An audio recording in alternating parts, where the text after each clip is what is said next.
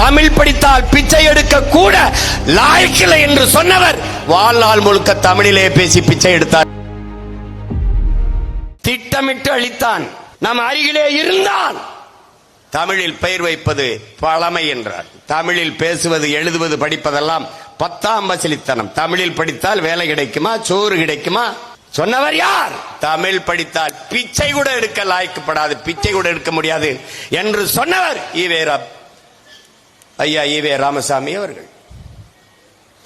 ஆனால் என் அன்பு உடன் பிறந்தார்களே, பேரன்பு மிக்க பெற்றோர்களே, தமிழ் படித்தால் பிச்சை எடுக்க கூட லாய்க்கில்லை என்று சொன்னவர் வாழ்நாள் முழுக்க தமிழிலே பேசி பிச்சை எடுத்தார் என்பதுதான் வரலாற்றின் மிகப்பெரிய உண்மை. தமிழ் சனியன் விட்டு ஒழியுங்கள் என்றார்கள். அதனால் பிரபாகரன் மகன் அந்த சனியனை ஒழிப்பதை இலக்கு என்று முடிவெடுத்த